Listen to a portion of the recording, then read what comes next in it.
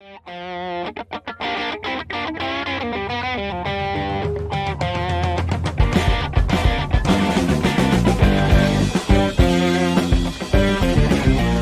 everybody, welcome to the TraderMerlin Show. It is your Friday edition, the wrap-up edition for the week. Hopefully you guys enjoyed today's wonderful rally and pretty much everything out there. I mentioned I am still long energy, I am still long financials, so and Tesla. I got some Tesla puts out there right now, but actually sold some puts. Nice moves up there, just a rally, and I guess cap off kind of a choppy week. We had to come some ups, some downs, and all in all, today's trading session put us right back up into positive territory. So I'm going to say cheers to everybody.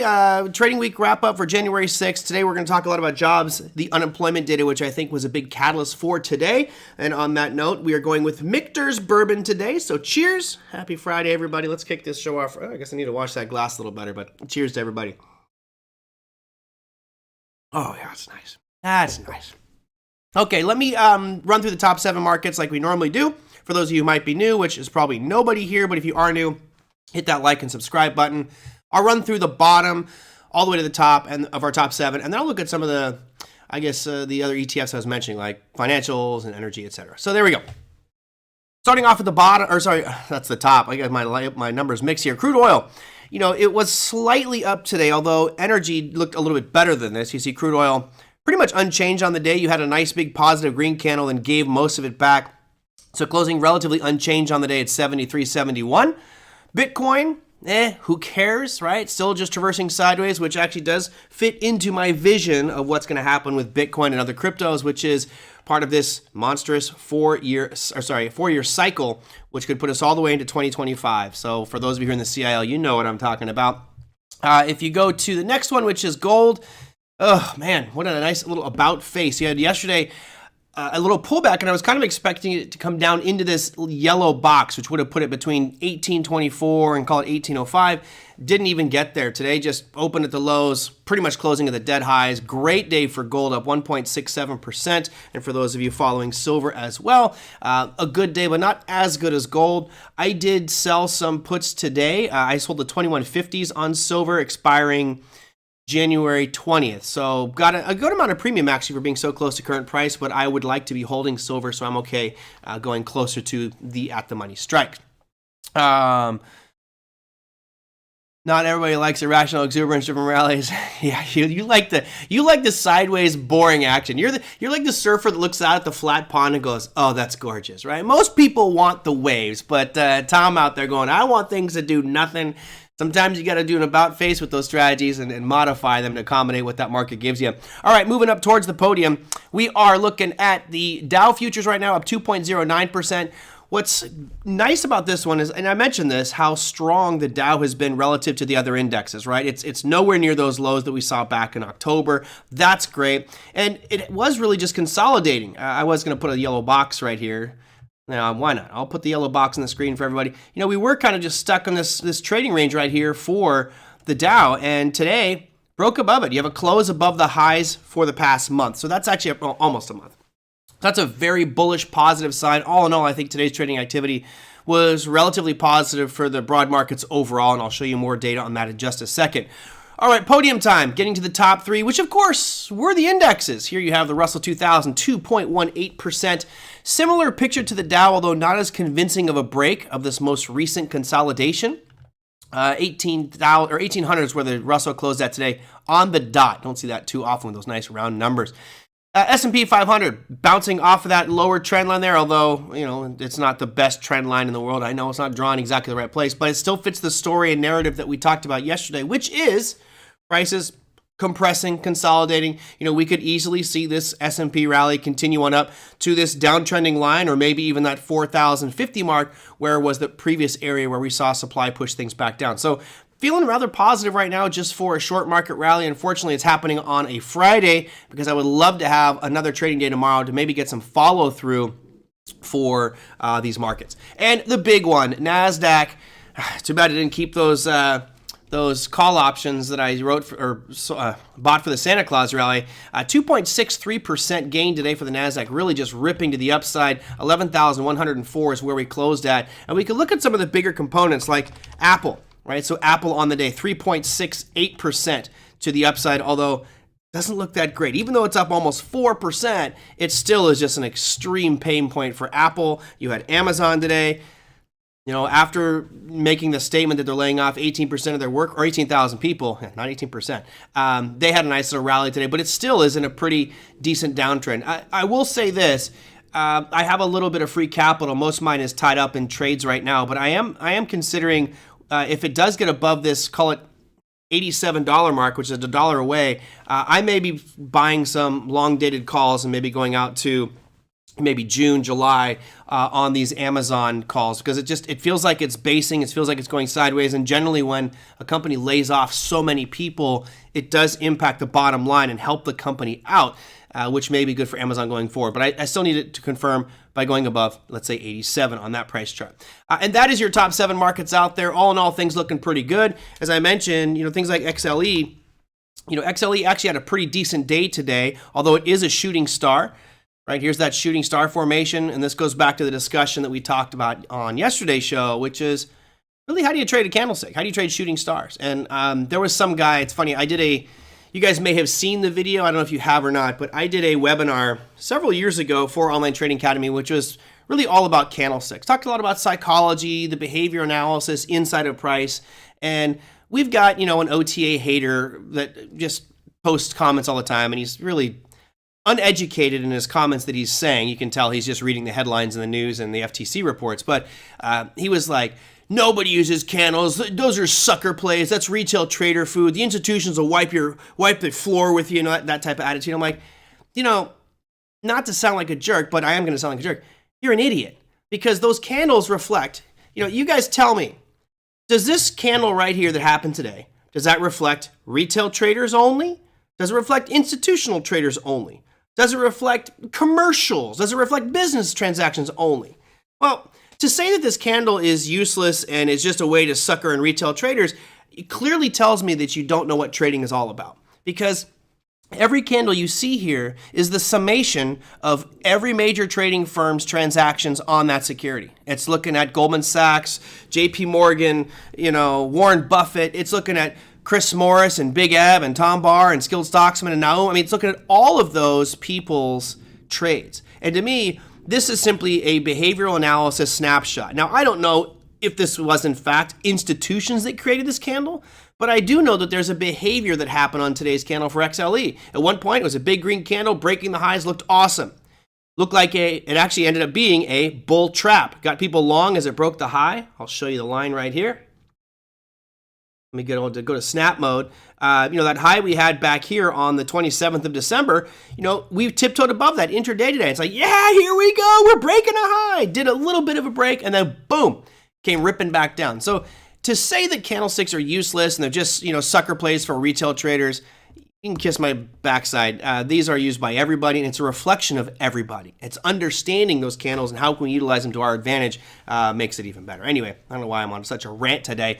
Financial's also doing really good. Now, I'm long XLF, so it's important over the next week what happens with XLF. As I mentioned, next Friday is the motherlode of banks reporting. Now, I'm long XLF. I'm really debating getting out of my long position before the earnings announcement. Just because you never know if one of those companies disappoints, you could see a big sell-off. But my gut, and sometimes guts get us in trouble, my gut is telling me that the financials are going to do better than expected on their reporting because of the high yields on the bond markets. Therefore, they have more margin for profits. But we'll wait and see how that transpires. I'll let you know next week kind of how I position myself and maybe close out that trade. But right now, XLF, looking pretty good. I mean, we've been on a pretty beautiful uptrend for the better part of 2.5, almost 3 weeks. The challenge here is, are we going to get to this 36.25 mark and ultimately break through that? I hope so, because, right above that, you've got 37.50. You could see a nice $2 plus rally in the price of XLF financials here over the next couple weeks, but really, it's all about next Friday. Next Friday really is going to be a monster day for all things financial. One of the big surprises for me today was the 10-year bond market. And if you guys saw how much the 10-year bond fell today, didn't see that one coming. Here you have a 4.3% slide in the 10-year. I was actually anticipating this hooking back up and starting to rally up. It kind of felt like we were putting in a shorter-term bottom here back in December, maybe start to rally back up and challenge those highs. today just putting a damper on that idea, at least from my perspective. Maybe we come back down and challenge these most recent lows, but definitely did not see that happening. And that, of course, had an impact on your yield curve. Not only did you see the long end of the yield curve decline, but the short end didn't really change much, right? So that's why you're seeing this big drop here. Right now, you can get 1.15% more for buying a 1-year bond versus a 10-year. That is way out of whack. It's almost the worst that it's been. Back here on December 8th, you were looking at about 1.25%. So crazy about face here in the yield curve, making it more and more inverted, which of course would lead us to believe more probability of a recession. So let's take a step into what today was all about. If you watch Monday Morning Must Knows, which I do every week for Online Trading Academy, Wednesday, Thursday, Friday, we had jobs data. We had 4 pieces of jobs data this week, all of which were fairly important. And today's numbers, we'll just show you here, today's numbers were pretty darn good. You notice down the bottom there, you have, let's see, the unemployment rate. It was 3.6. Expectations were 3.7, and I was in that camp as well. I was actually kind of thinking it might be 3.8, given all the layoffs and things we're hearing about. I'll highlight it for you here and probably mess up my slides, as always happens when I do this. Yeah, typically. Yeah, I hate this stupid thing. Anyway, here's the unemployment rate numbers right here. I'm circling in red. Came out at 3.5. So we're actually going the opposite direction of expectations. And what that did right away is it instantly fueled the optimism that the Fed is going to pivot. Right? If unemployment is under control, which it has been, but Jerome Powell has been saying, hey, expect pain, expect more unemployment, the market priced that in. Now, if all of a sudden unemployment numbers stay relatively low and don't surge, well, then the Fed has room to move and potentially pivot. So let's go look at the Fed funds futures here. This is the February 1st probability of rate increases. Right now, we are at 4.5%.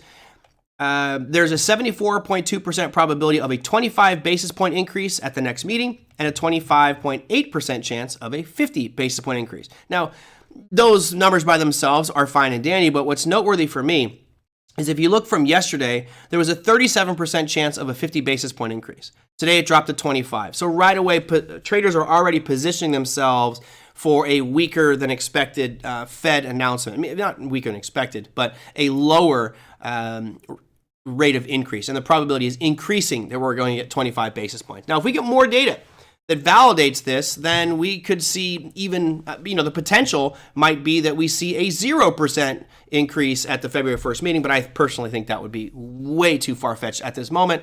Most likely you'll see a 25 basis point. So let's look at the data.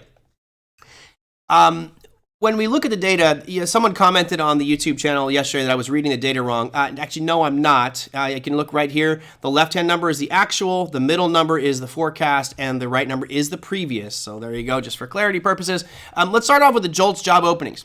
So you can see up here at the top, the previous number was 10.51 million, and they were expecting 10.04. So, a contraction of roughly, 470,000 jobs. Okay, fine. Well, we did contract. We went from 10.51 to 10.46, way better than expectations. That was on Wednesday. That was relatively positive. I don't really look at challenger job cuts personally. You had the ADP non-farm employment change.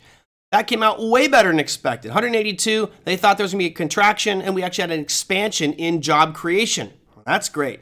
Unemployment claims. They expected more unemployment claims. Went the opposite way. We had less. So far, every one of these 4 pieces of jobs data I've mentioned are all really positive.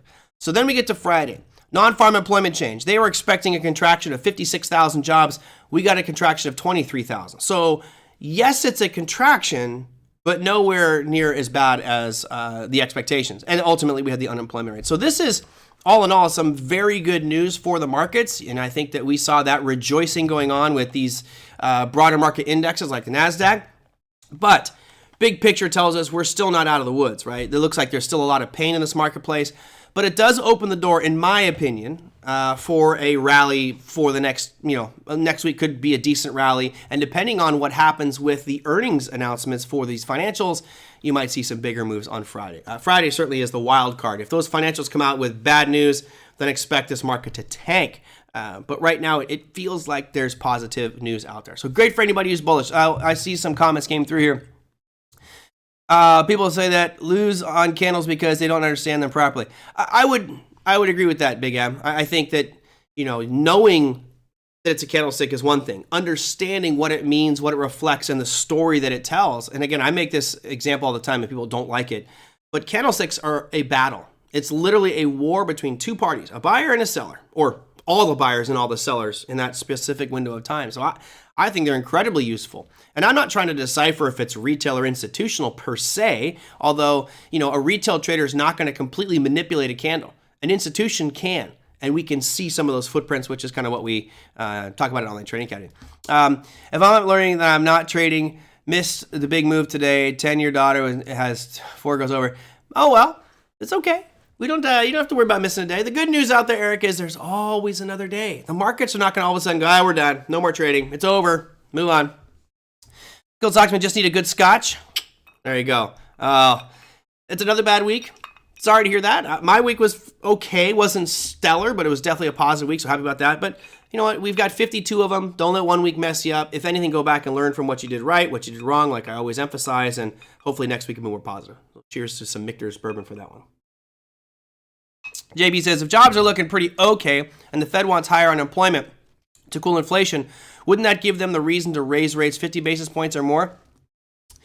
So it's not that they necessarily want to have more unemployment to fight inflation, right? That's not certainly that would be a factor for it. If you have more people out of work, there's less spending going on. So that would be one piece of it. But remember, we're seeing also the removal of money supply. So money's being taken out of the markets. That is another factor that's causing inflation to drop, right? If you have fewer dollars chasing the same amount of goods and services, well, then prices are going to decline. So that experiment is working. And we looked at that one yesterday when we were at the Federal Reserve side of St. Louis, Fred. And you can see their balance sheet rolling over. Again, close to $500 billion taken off their balance sheet in the last few months. That's pretty good. Now, if that does continue, and we still see these declines in some of these commodity prices, CPI, PPI, and core PCE, then all of a sudden it starts to look better and the Fed can backpedal a little bit. Remember, they're caught in that conundrum of if we raise too much, we really choke the overall economy, and then we'll have to fight to get growth stimulated once this all subsides. So they're kind of data dependent, right? They're looking at the data as it is. And if inflation keeps ticking down, that's the most important part with regards to rates. If we see inflation continue to decline, we talked about that on yesterday's show where I was showing more inflationary data. If you see that drifting down, the Fed can not be as aggressive and maybe just kind of step back a little bit and be like, okay, let's do 25 basis points this time because clearly the aggressive rate increases have been substantial.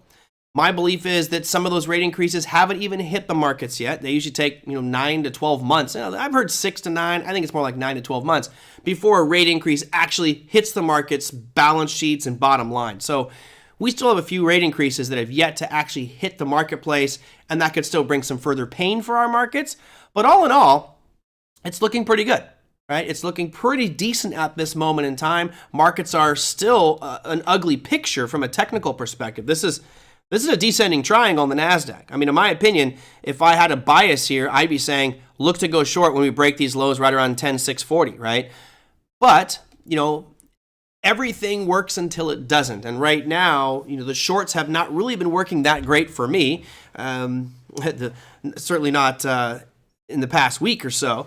The longs have been more my way. But you look at those lows going back into October and November, well, we've doubled, triple, almost quadruple bottom. So it's starting to hold, but again, if that breaks, expect there to be a really quick, powerful move down. I'm hoping it doesn't, but if it does, then there's more opportunity to buy at lower prices or buy some directional puts. There's a lot of ways we can play this one.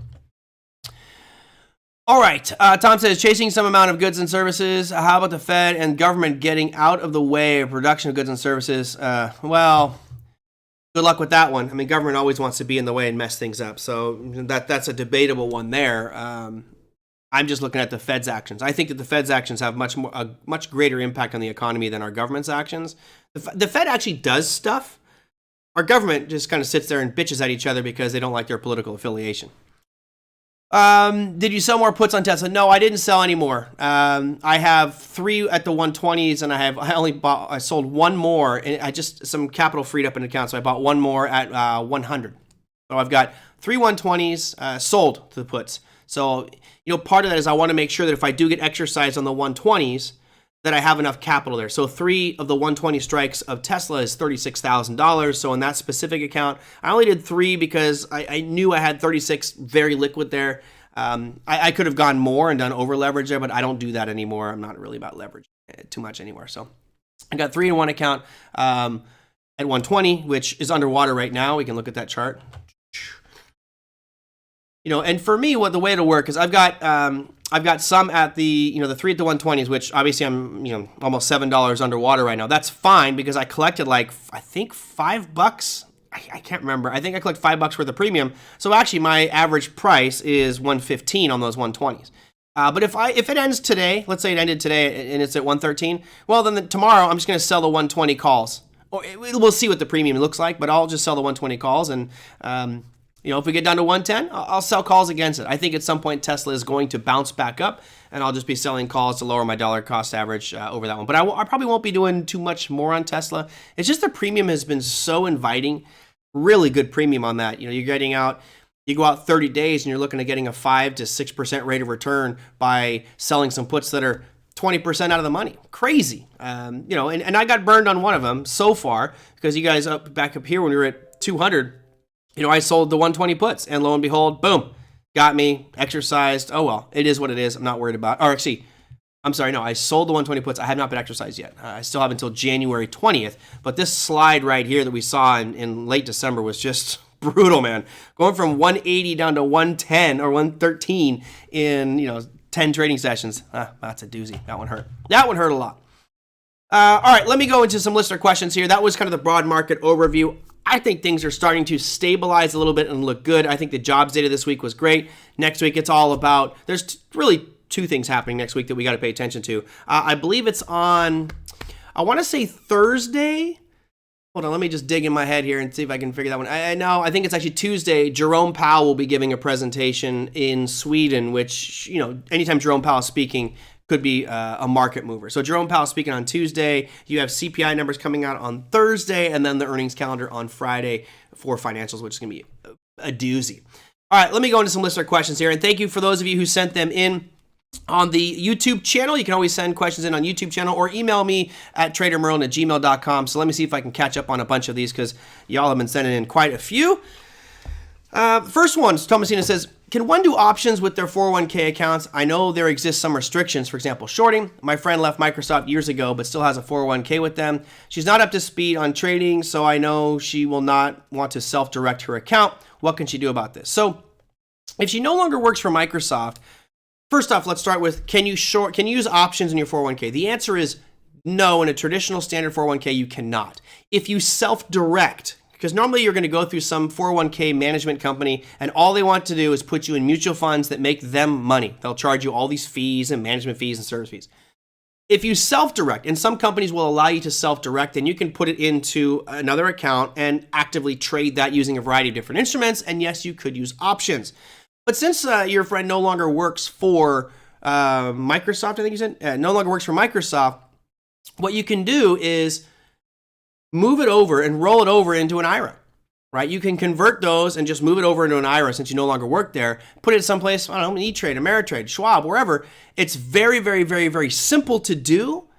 But now you can self-direct and you can pretty much get involved with any asset class that you want. You can pretty much almost anything, but you have to request permission for it.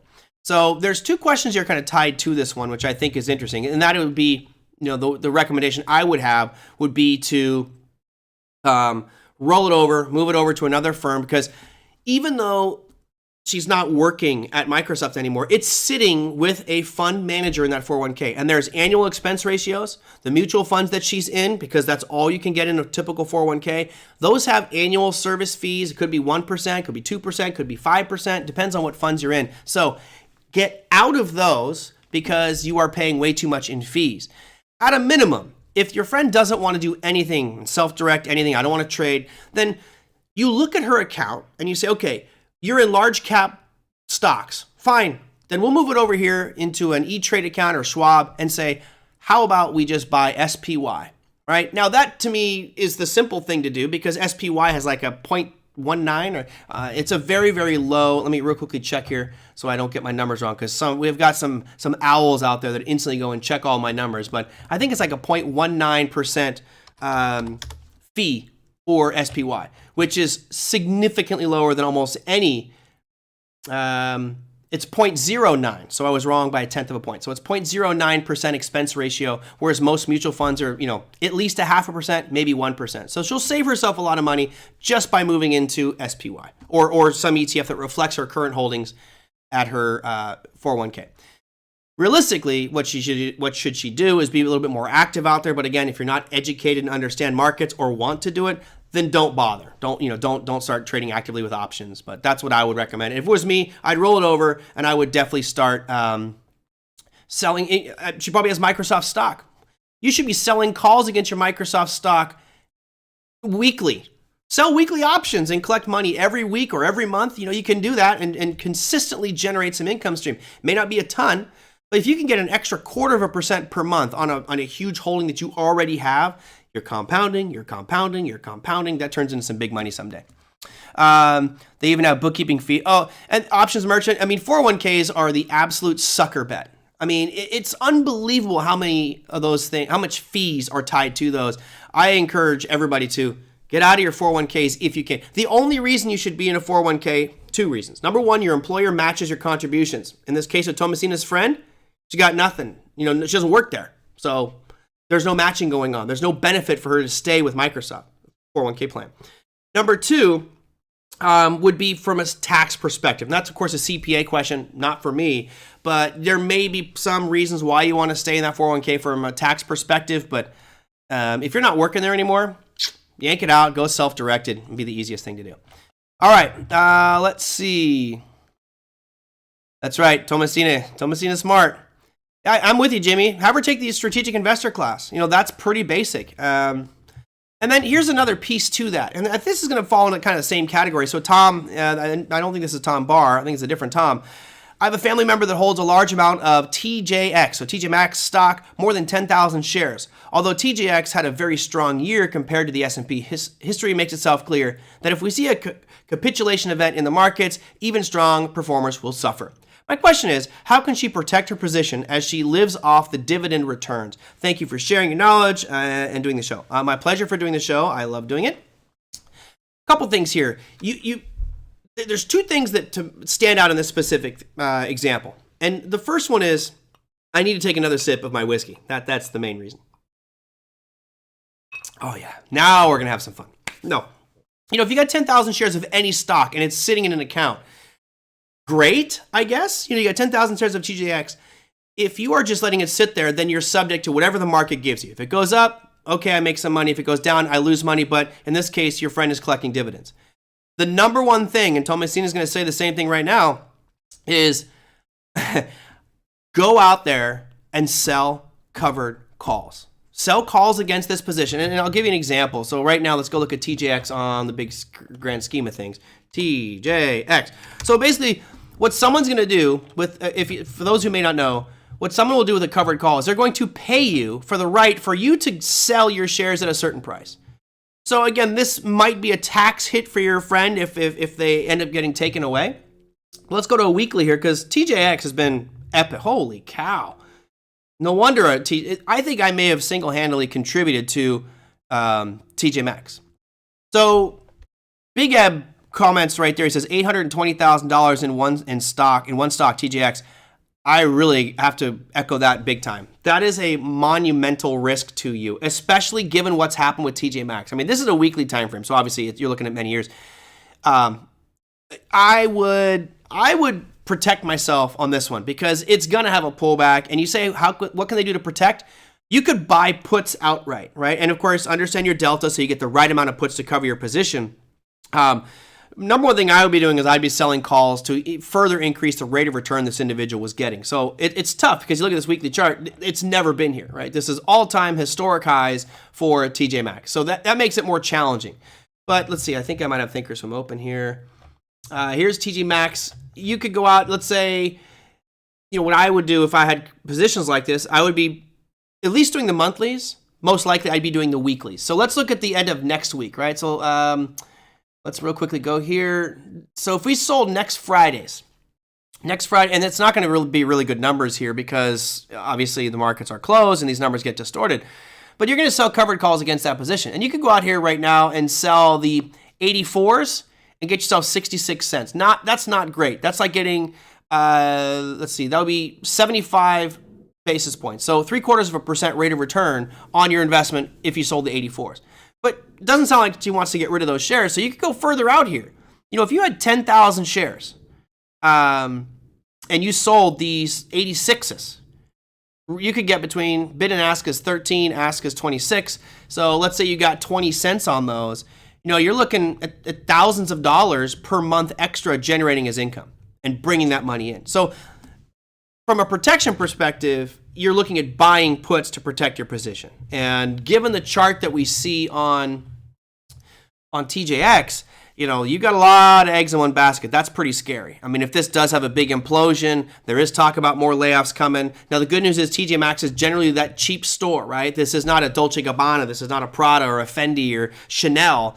It's TJ Maxx. I mean, TJ Maxx, in my neighborhood, actually, TJ Maxx is okay. It's the Ross stores. So Ross stores are like daycare for low-income families. I don't know if anybody's been to a Ross store, but down here, especially in Lake Forest, there's specifically a Ross store that like parents bring their 5 kids and they'll sit in the chairs in the back and let their kids destroy everything. There's clothes all over the place. It's entertaining. But TJ Maxx, low price point store, probably will be a little bit better than some of your big consumer discretionary companies.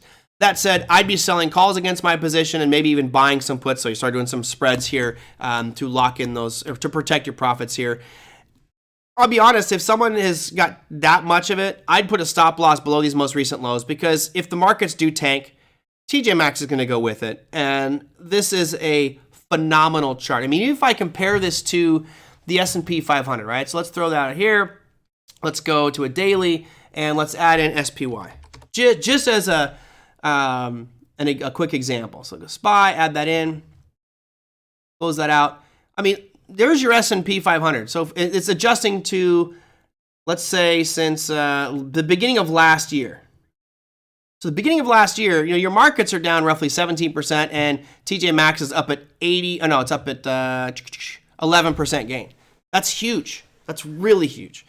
Big Ed doing the research for me says TJ Maxx only has about a 1.15 dividend, does not make a whole lot of money even on 10,000 shares. Correct, but I mean, you get 10,000 shares, you're getting a good amount of money, right? You're getting something there, and I think that this is one of those cases where you might get a little bit of cash from the dividends, but really what's been vaulting this account is the price of TJ Maxx, and I think you're right to say she should protect that. I don't know if it was a she.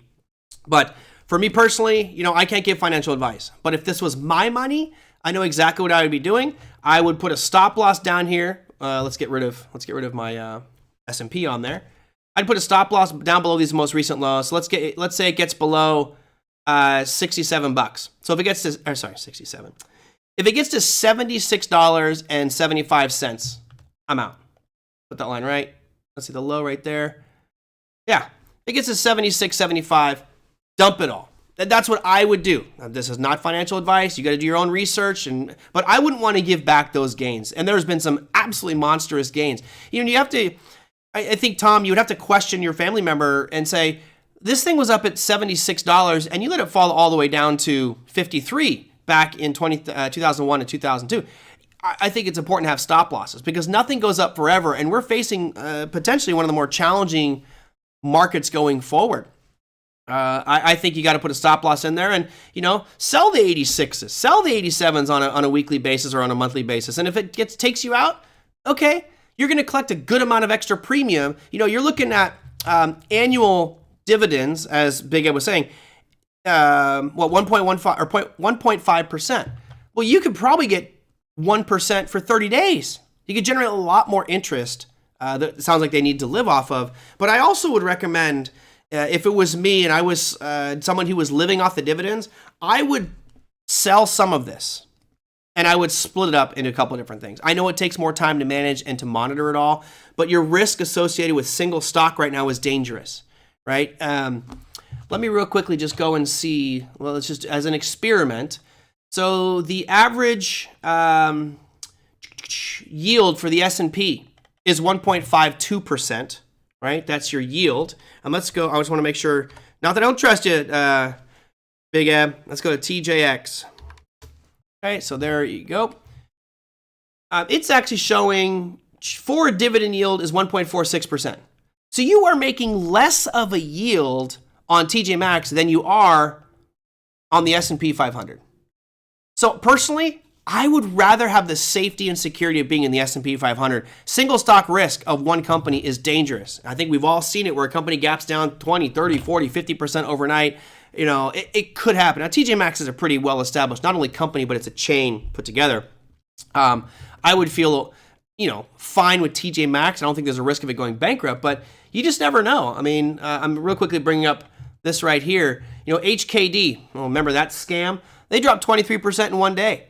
Most of these, do I know any others in here that look familiar? No notable names, but, you know, you're not going to see an index drop 23%. If the S&P drops 23% in a day, we all have some serious problems that go way, way, way beyond your portfolio.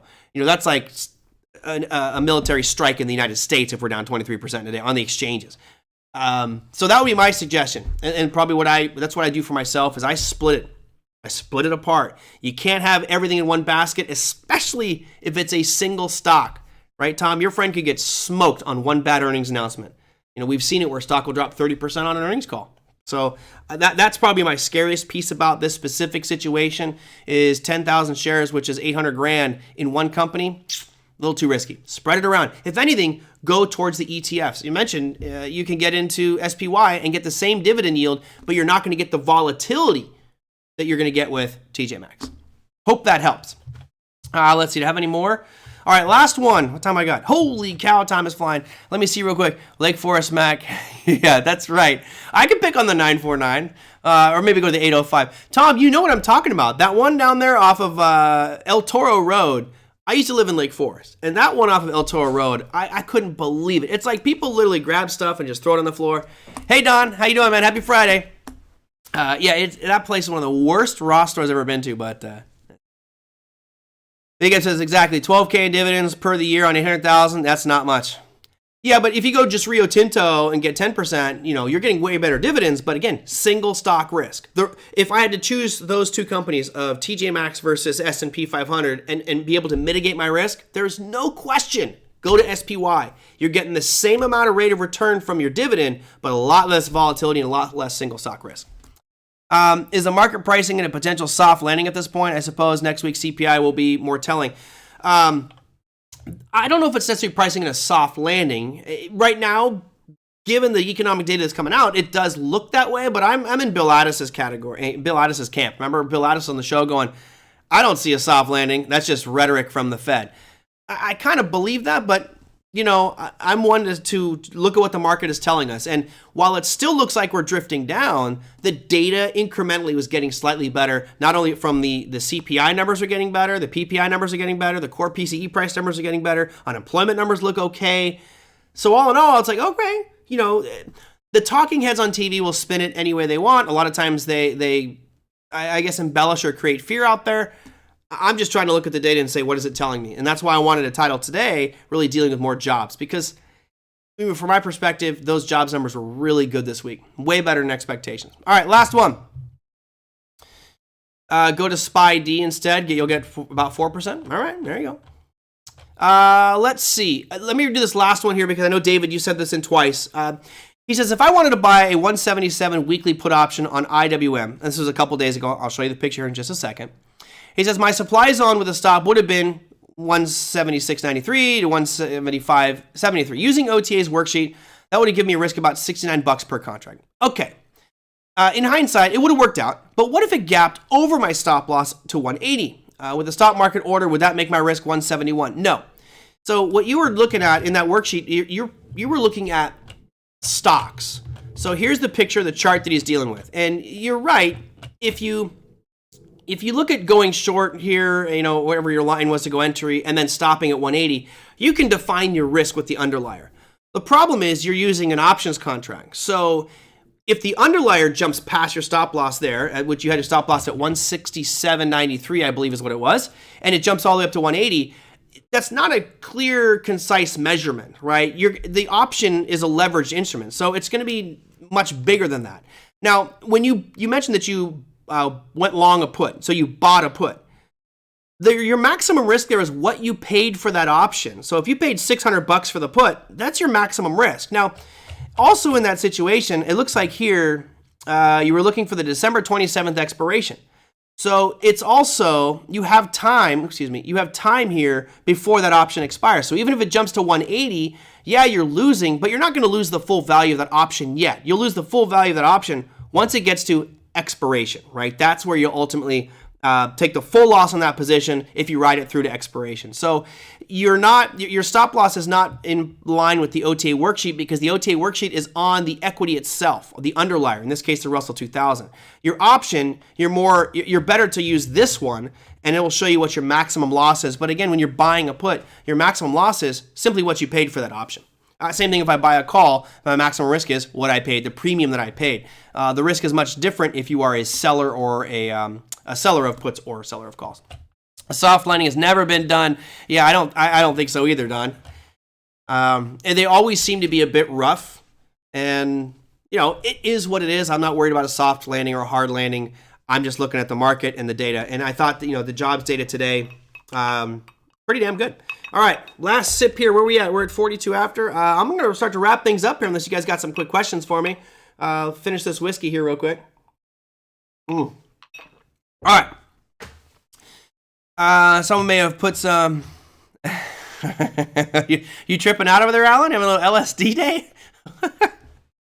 Yeah, that's a bad idea. No LSD in cereal. That'll definitely change your perspective on things. Let me go into what's happening next week. So, as I mentioned, the real fireworks start on Thursday. However, on Tuesday, you do have Jerome Powell. Monday doesn't really bring us much. There's really nothing that I see that's exciting happening on Monday from a market perspective. However, there are some announcements. You look here for the U.S., you have consumer credit, and that's pretty much it. It's the only one there. It's going to happen at noon. Not really that exciting. Now, if you are trading some international markets, you may have a little bit of excitement going on. You can see down there near the bottom, you've got BRC retail sales monitor. So if you're trading anything to do with the pound, that may be of importance to you. And, the pound's had a pretty rough couple of weeks here, selling off fairly sharply after a monstrous rally where it was down at, 1.3, I think, 1.03, the lowest it's ever been. I'll show you the chart. So here's the British pound. Conveniently, I was over in Europe when this thing bottomed out like this, which is great because obviously my euro got me a lot more. This is the British pound. It's had a huge rally, and normally you don't see this type of percentage gains for currencies. That rally that started back in September was a 20% gain in the value of the pound in just 56 trading sessions. So pretty impressive there. Other than that, you have the euro still looking a similar picture, but the economic data, that's one thing that can derail any trend in a currency market, but nothing really overwhelming happening on Monday the 9th. It's really about later on in the week. All right. I think it's going to do it. I'm going to wrap things up. 43, we did a 45-minute show today. Next week, I'm going to have Justin on the program on Tuesday. No real guests expected. Maybe I'll have Don on. Don, you want to come on the show? Pick a day, buddy. Let's come on. Let's talk Tesla. I know you've been burning through Tesla on your channel. Maybe you can come on. We'll talk about it a little bit and maybe some other things you like. But just let me know. You can text me if you want and let me know when you grab some 385 SPY puts today for next Friday. Okay. All right. You think it's going to tank, huh? We look at that SPY. It's that similar picture, although, I had on SPX, or actually not SPX, when I click on the futures, I'm looking at it from this perspective where you have this kind of channeling going on. Today's rally looking good. So, funny, I'm actually kind of the counter on you on that one, Don. I'm actually feeling like you're going to see some follow through this week, maybe get to this downward trending line that we see on the bigger picture. All in all, I don't really feel like there's anything super exciting that's going to happen until Friday of next week. Friday really is going to be the deluge, if not Thursday with the CPI numbers coming out. So, all right, I'll do Friday. Yep. Not really retirement funds. I'm not exactly sure where we're going to go with it. I think what we're going to talk about with Justin on Tuesday is going to be financial planning for the year, kind of allocating for long term, what thing, kind of how do we build out a portfolio, things we'll look at. It's definitely longer term perspective with Justin on Tuesday. All right, that's going to do it for me, guys. If you enjoyed today's show, do me a favor, hit that like, hit that subscribe button. If you're new, we may have a couple new stragglers that joined us today. Good to see you, Agent.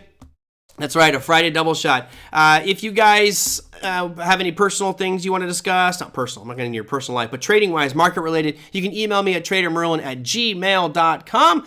And that will do it, my friends. Hope everybody here has a fantastic remainder of your weekend. Do something fun and live your life. Enjoy it. It's going to be hopefully a sunny one here in Southern California, so I'm going to enjoy my 49ers just annihilating the Arizona Cardinals. So thank you, everybody. Have a great day. I'll see you next week. Take care.